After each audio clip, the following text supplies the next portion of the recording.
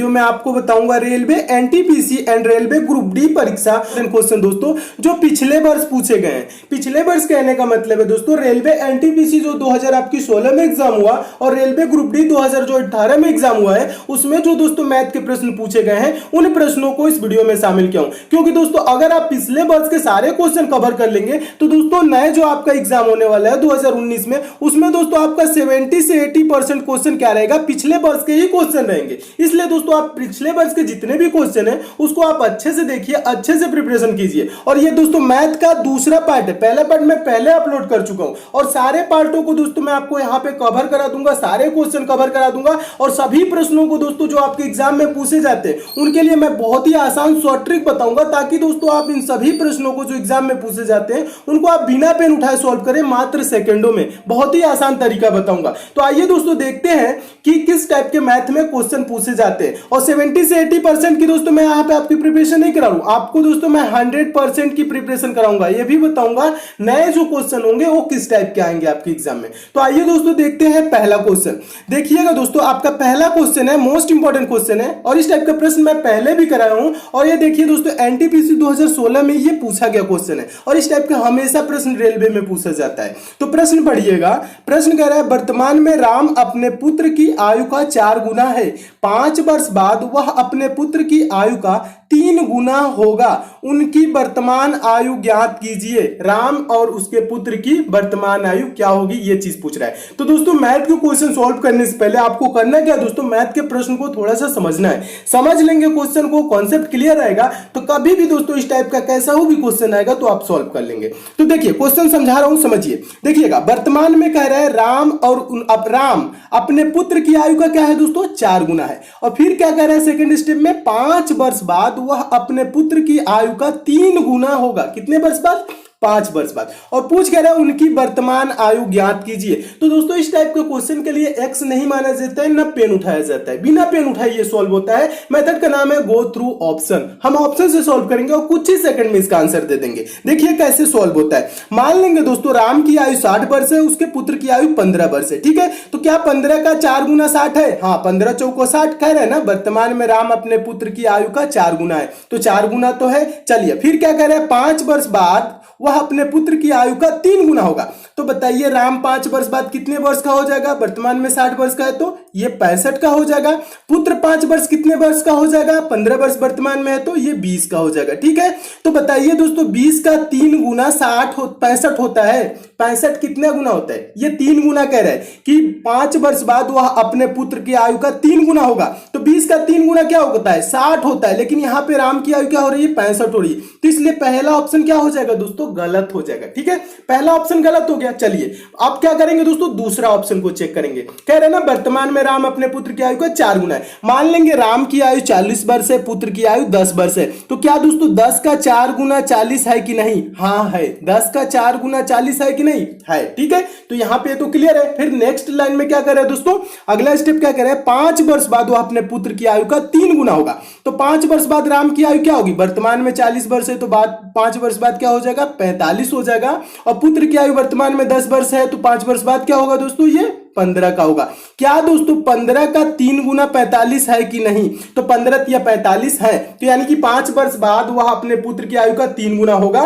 तो ये वाला ऑप्शन, उसकी वर्तमान आयु क्या हो जाएगी दोस्तों, उनकी वर्तमान आयु 40 वर्ष राम की हो जाएगी और 10 वर्ष पुत्र की हो जाएगी। यानी ऑप्शन नंबर कौन सा सही होगा दोस्तों, ऑप्शन नंबर बी सही हो जाएगा। चलिए नेक्स्ट क्वेश्चन की ओर चलते हैं। अगला क्वेश्चन हम आपको बता दें दोस्तों, आप लोगों के होमवर्क के तौर पे। ठीक है, इसका आंसर क्या करना है, सबको कमेंट करके बताना है। और ये क्वेश्चन हम आपको बता दें, जो हम आपको दूसरा क्वेश्चन कराए हैं उसी क्वेश्चन पे ये आधारित है। ठीक है, तो नहीं समझ में आएगा तो दूसरा क्वेश्चन एक बार आप अच्छे तरीके से देख लीजिएगा, आपको समझ में आ जाएगा। ठीक है, इसका आंसर क्या करना है, सबको कमेंट करके बताना है। दूसरा क्वेश्चन देखिएगा, दूसरा क्वेश्चन भी मोस्ट इंपॉर्टेंट है और इस टाइप के भी क्वेश्चन मैं कराया हूं। और देखिएगा ये भी एनटीपीसी दोस्तों क्या है, 2016 में पूछा गया क्वेश्चन है। ठीक है, देखिए इसके लिए भी आपको पेन उठाने की जरूरत नहीं, बिना पेन उठाए सॉल्व होता है। कैसे, तो समझिए क्वेश्चन समझिए।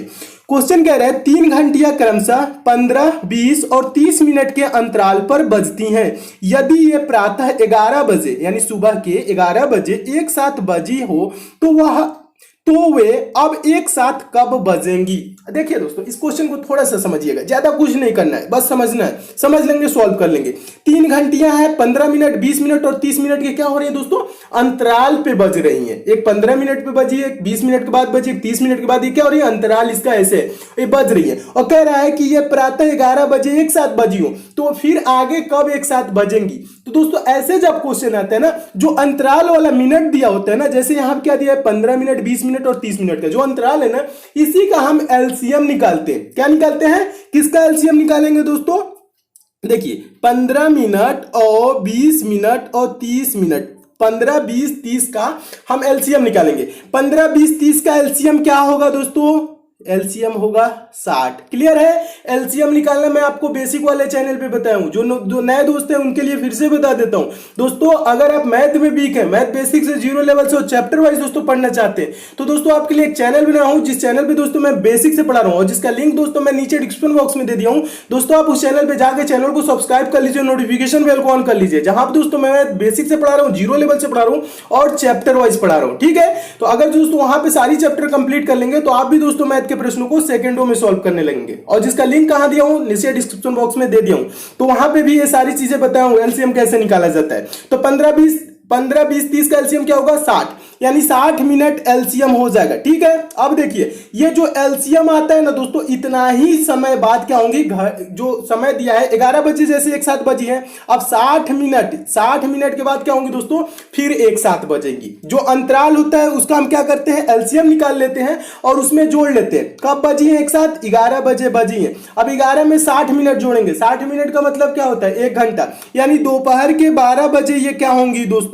फिर एक साथ ये घंटियां बजेंगी, एक साथ बजेंगी 60 मिनट के बाद, यानी कि 1 घंटे के बाद 12 बजे। देखिए 12 बजे किस ऑप्शन में है, तो देखेंगे ऑप्शन नंबर बी में, तो आपका ऑप्शन नंबर बी दोस्तों क्या हो जाएगा, सही हो जाएगा। चलिए नेक्स्ट क्वेश्चन की ओर चलते हैं। अगला क्वेश्चन हम आपको बता दें दोस्तों, आप लोगों के होमवर्क के तौर पे। ठीक है, इसका आंसर क्या करना है, सबको कमेंट करके बताना है। और ये क्वेश्चन हम आपको बता दें, जो हम आपको दूसरा क्वेश्चन कराए हैं उसी क्वेश्चन पे ये आधारित है। ठीक है, तो नहीं समझ में आएगा तो दूसरा क्वेश्चन एक बार आप अच्छे तरीके से देख लीजिएगा, आपको समझ में आ जाएगा। ठीक है, तीसरा क्वेश्चन देखिएगा। हाँ, तीसरा क्वेश्चन तो बहुत ही इंपॉर्टेंट है, बहुत बार दोस्तों इस टाइप के क्वेश्चन एग्जाम में पूछे जा चुके हैं। देखिएगा क्वेश्चन पहले पढ़िए, क्वेश्चन क्या कह रहा है, क्वेश्चन अच्छे से समझिएगा, समझा रहा हूं, पढ़िए। क्वेश्चन कह रहा है, एक यात्री ने बस में यात्रा करते हुए यह पाया कि बस ने 35 विद्युत खंभे 1 मिनट में पार कर लिए तथा 2 खंभों के बीच की दूरी 50 मीटर है, तो बस की रफ्तार कितनी हुई बताइए। अब देखिए क्वेश्चन को थोड़ा सा समझना है, बहुत ही आसान क्वेश्चन है, ज्यादा कुछ नहीं करना है। देखिए कैसे सॉल्व करना है मैं आपको बता रहा हूं। एक यात्री ने बस में यात्रा करते हुए क्या पाया, 35 विद्युत खंभे 1 मिनट में पार कर लिए। क्या हुआ, बस ने क्या किया दोस्तों, 35 विद्युत खंभे 1 मिनट में पार कर लिया, तथा यहां पे लिखा है ना पार कर लिए, तथा 2 खंभों के बीच की दूरी क्या है दोस्तों, 50 मीटर है। ठीक है, तो बस की रफ्तार कितनी हुई बताइए, बस की चाल पूछ रहे हैं। ठीक है, तो देखिए ज्यादा कुछ नहीं, ये देखिए मान लीजिए एक खंभा है और ये एक खंभा है, इसके बीच की दूरी क्या है दोस्तों, 50 मीटर। 2 खंभों के बीच की दूरी 50 मीटर, 3 खंभों के बीच की दूरी क्या हो जाएगी दोस्तों 100, 4 खंभों के बीच की दूरी क्या हो जाएगी दोस्तों 150। तो यहाँ पे थोड़ा सा आपको कॉन्सेप्ट क्लियर होना चाहिए। देखिएगा यहीं पे आपको समझना है, यहीं पे ज्यादातर स्टूडेंट गलत करते हैं। क्या करते हैं दोस्तों, 50 मीटर गुणे 35 मीटर कर देते हैं, जो कि क्या हो जाता है दोस्तों 35 विद्युत खंभों की दूरी और गुणे क्या कर लेते हैं दोस्तों 50 मीटर, ऐसे गुणा करते हैं, गलत हो जाता है। देखिए यहाँ पे कितने खंभे हैं दोस्तों, 1 खंभा, 2 खंभा, 3 खंभा, 4 खंभा। 4 खंभे के बीच की दूरी क्या है दोस्तों 1, 2, 3, समझ रहे हैं ना, यानी 4 खंभों के बीच की दूरी हमें निकालना हो तो क्या करेंगे, 4 गुणे 50 करेंगे।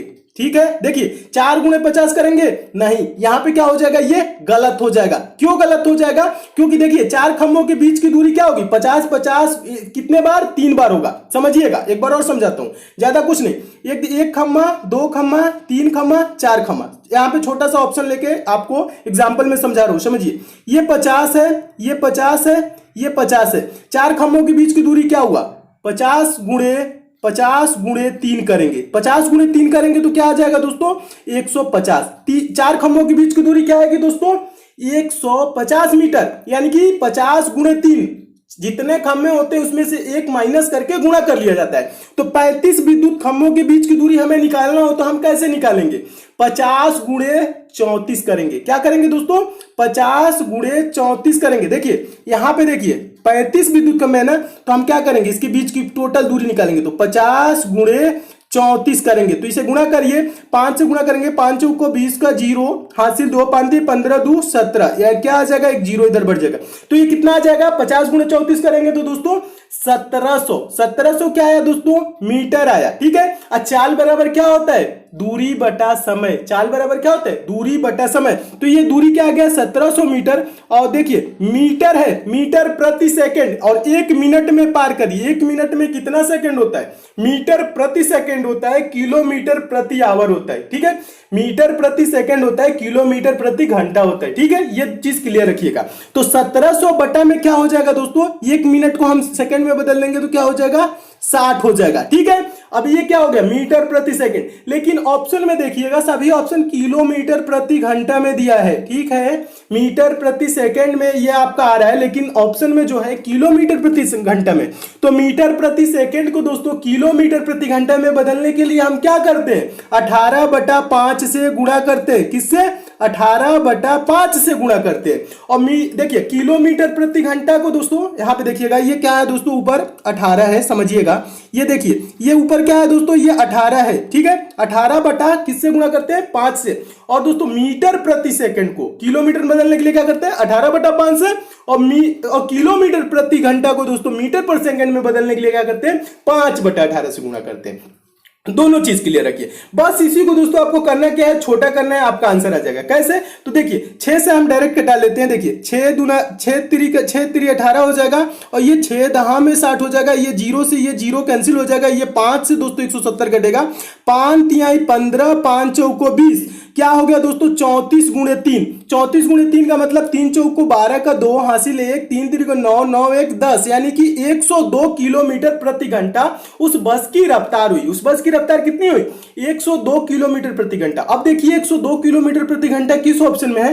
तो देखेंगे ऑप्शन नंबर बी में 102 किलोमीटर प्रति घंटा दिया है। तो आपका ऑप्शन नंबर बी दोस्तों क्या हो जाएगा? सही हो जाएगा। चलिए नेक्स्ट क्वेश्चन की ओर चलते हैं। अगला क्वेश्चन हम आपको बता दें दोस्तों, आप लोगों के होमवर्क के तौर पे। ठीक है, इसका आंसर क्या करना है? सबको कमेंट करके बताना है। और ये क्वेश्चन हम आपको बता दें, जो हम आपको दूसरा क्वेश्चन कराए हैं उसी क्वेश्चन पे ये आधारित है। ठीक है, तो नहीं समझ में आएगा तो दूसरा क्वेश्चन एक बार आप अच्छे तरीके से देख लीजिएगा, आपको समझ में आ जाएगा। ठीक है, इसका आंसर क्या करना है? सबको कमेंट करके बताना है। चौथा क्वेश्चन देखिएगा। हाँ, चौथा क्वेश्चन तो बहुत ही इंपॉर्टेंट है, और इसके लिए दोस्तों आपको पेन उठाने की जरूरत नहीं है। बहुत ही आसान ट्रिक बता रहा हूं, देखिएगा कैसे समझा रहा हूं। चौथा क्वेश्चन क्या है? पढ़िएगा, इसके लिए पेन उठाने की जरूरत नहीं है। कैसे सॉल्व करने में आपको बता रहा हूं। क्वेश्चन है, सारथी ने एक बैंक में 3125 रुपए जमा किए, जिस पर बैंक द्वारा 8% साधारण ब्याज वार्षिक देय था। क्या था? बैंक द्वारा 8% साधारण ब्याज वार्षिक देय था। यदि सारथी ने धन 5 साल के लिए बैंक में रखा तो वह कितना ब्याज अर्जित करेगा? ये चीज पूछ रहा है। देखिए अब इसके लिए क्या करना है मैं आपको बता रहा हूं। पहले तो समझिए ये क्या, कितने परसेंट, देखिए कितना रुपए सारथी ने बैंक में जमा किया? 3125 रुपए। और बैंक द्वारा 8% क्या है दोस्तों? साधारण ब्याज है। साधारण ब्याज क्या होता है? प्रति वर्ष उतना ही मिलता है। चक्रवृद्धि ब्याज में क्या होता है? पहला वर्ष उतना मिलेगा, फिर जो ब्याज होगा उस पे भी परसेंटेज लगेगा उतना, फिर अगले वर्ष इतना होगा, उस पे भी परसेंटेज क्या होता है? ब्याज पे भी प्रतिशत मिलता है। ठीक है, ब्याज पे ब्याज मिलता है, कहने का मतलब ये है। ठीक है, तो ये 8% क्या है दोस्तों? साधारण ब्याज है, यानी कि 5 साल तक क्या होगा? 8% मिलेगा। ठीक है, अब पूछ रहा है वह कितना ब्याज अर्जित करेगा? ब्याज का रुपए पूछ रहा है। ठीक है, तो देखिए ज्यादा कुछ नहीं करना है। इसके लिए क्या करना है मैं आपको बता रहा हूं। देखिए कितना रुपए है? देखिए कितना रुपए? 3125। 8% साधारण ब्याज है, कितने वर्ष के लिए? 5 वर्ष के लिए। तो 8 बच्चे क्या हो जाएगा? 40%। डायरेक्ट निकाल लेंगे। देखिए अगर जो आप चाहें तो 3125 का 8% निकाल के 5 गुना कर लीजिए, या दोस्तों आप चाहें तो 8 बच्चे डायरेक्ट 40% निकाल लीजिए। किसका? 3125 का क्या करेंगे दोस्तों, 40% निकाल लीजिए, डायरेक्ट आंसर आ जाएगा। ज्यादा कुछ नहीं, बस इतना ही करना है, ठीक है। आज आप चाहे तो क्या कर सकते हैं, 8% निकाल के 5 साल में गुणा कर लेंगे, बात दोनों एक ही होगा, ठीक है। तो क्या करेंगे हम, 3125 का 40% निकालेंगे। 40% के लिए क्या करेंगे, देखिए 20 दूना का 40, 20 25 100 और 5 से ये कटेगा दोस्तों, 5 6 के 30, 5 दूना के 10, 5 5 25, 625 गुणे 2 करेंगे तो क्या आ जाएगा दोस्तों, 1250। तो बताइए दोस्तों कितना ब्याज अर्जित होगा, वह कितना ब्याज अर्जित करेगा, 1250 यानी 1250 रुपए। 1250 किस ऑप्शन में है, तो देखेंगे ऑप्शन नंबर बी में। तो आपका ऑप्शन नंबर बी दोस्तों क्या हो जाएगा, सही हो जाएगा। चलिए नेक्स्ट क्वेश्चन की ओर चलते हैं। अगला क्वेश्चन हम आपको बता दें दोस्तों, आप लोगों के होमवर्क के तौर पे, ठीक है। इसका आंसर आप सबको कमेंट करके बताना है और हम सबके आंसर देखेंगे कितने लोगों ने इस प्रश्न का सही आंसर दिया, ठीक है। क्वेश्चन देखिएगा, पांचवा क्वेश्चन है, पांचवा क्वेश्चन भी मोस्ट इंपॉर्टेंट क्वेश्चन है। और दोस्तों चौथा और पांचवा क्वेश्चन रेलवे ग्रुप डी 2018 में पूछे गए, ठीक है। ये भी एग्जाम में आपका रेलवे ग्रुप डी में पूछा गया, चौथा, ठीक है, या और पांचवा भी। देखिए पांचवा क्वेश्चन पढ़िए। पांचवा क्वेश्चन है, एक ऑफिस में कुर्सियों और मेजों की संख्या का अनुपात 9:7 है, 9:7 है। यदि कुर्सियों की संख्या मेजों की संख्या से 42 अधिक है तो ऑफिस में कुर्सियों की संख्या ज्ञात कीजिए। ऑफिस में कुर्सियों की संख्या कितनी है ये आपको बताना है। तो देखिए दोस्तों, इस टाइप के क्वेश्चन के लिए भी आपको पेन उठाने की जरूरत नहीं है, बस मैं आपको समझाने के लिए लिखता हूं, ठीक है। बिना पेन उठाए सॉल्व होता है, डायरेक्ट इसका आंसर दिया जाता है और बिना एक्स माने सॉल्व किया जाता है। देखिए कैसे, प्रश्न को थोड़ा सा समझिएगा। प्रश्न कह रहा है, एक ऑफिस में कुर्सियों और मेजों की संख्या का अनुपात क्या दिया है दोस्तों, कुर्सियों का अनुपात 9 है, मेजों का अनुपात 7 है। और कह रहे हैं यदि कुर्सियों की संख्या मेजों की संख्या से 42 अधिक है तो ऑफिस में कुर्सियों की संख्या ज्ञात कीजिए, यानी कुर्सियों की संख्या कितनी है ये आपको बताना है। तो देखिए ज्यादा कुछ नहीं, कुर्सियों और मेजों का अनुपात क्या दिया है, 9:7 दिया है। तो देखिए किसकी संख्या दोस्तों, कुर्सियों की संख्या मेजों की संख्या से कितनी अधिक है, 42 अधिक है। कुर्सियों का रेशियो क्या दिया है, 9, मेजों का रेशियो क्या दिया है, 7। बताइए रेशियो में ये कुर्सियों की संख्या मेजों की संख्या से कितना अधिक है, रेशियो में ये कितना, 9 7 से कितना अधिक है, 2 अधिक है, यानी कि 2 रेशियो बराबर दोस्तों, और संख्या में क्या हो रहा है 42, 2 रेशियो बराबर दोस्तों 42, तो 1 रेशियो बराबर क्या होगा दोस्तों 21, 1 रेशियो बराबर क्या होगा 21। और पूछ क्या रहा है दोस्तों, ऑफिस में कुर्सियों की संख्या ज्ञात कीजिए, और कुर्सियों का दोस्तों रेशियो क्या दिया है, कुर्सियों का देखिए अनुपात क्या दिया है, कुर्सियों का अनुपात दिया है 9। तो क्या करेंगे, 1 रेशियो बराबर 21, तो 9 रेशियो बराबर क्या होगा, 9 गुणे 21 बराबर क्या होगा, 9 एकम 9, 9 दूना के 18, क्या हो जाएगा, देखिए 9 सॉरी यहाँ क्या होगा, 9 एकम 9, 9 दूना के 18। देखिएगा एक बार और समझाता हूं, क्या होगा, गुणा करिए, 21 9 क्या होता है 189 होता है, आप चाहे तो गुणा भी कर सकते हैं, 9 एकम 9 और 9 दूना के 18, क्या हो जाएगा दोस्तों 189। कुर्सियों की संख्या क्या होगी 189 देखिएगा दोस्तों किस ऑप्शन में है, तो देखेंगे ऑप्शन नंबर बी में। तो आपका ऑप्शन नंबर बी क्या हो जाएगा, सही हो जाएगा। चलिए नेक्स्ट क्वेश्चन की ओर चलते हैं। अगला क्वेश्चन हम आपको बता दें दोस्तों, आप लोगों के होमवर्क के तौर पे, ठीक है। इसका आंसर आप सबको कमेंट करके बताना है और हम सबके आंसर देखेंगे कितने लोगों ने इस प्रश्न का सही आंसर दिया, ठीक है। यह वीडियो कैसा लगा कमेंट करके जरूर बताइए, अच्छा लगा लाइक शेयर कर दीजिए, चैनल पर नए चैनल को सब्सक्राइब कर लीजिए, नोटिफिकेशन बेल को भी जरूर ऑन कर लीजिए। तो मिलते हैं दोस्तों अगले वीडियो में और भी इंपॉर्टेंट प्रश्नों के साथ, तब तक के लिए दोस्तों धन्यवाद।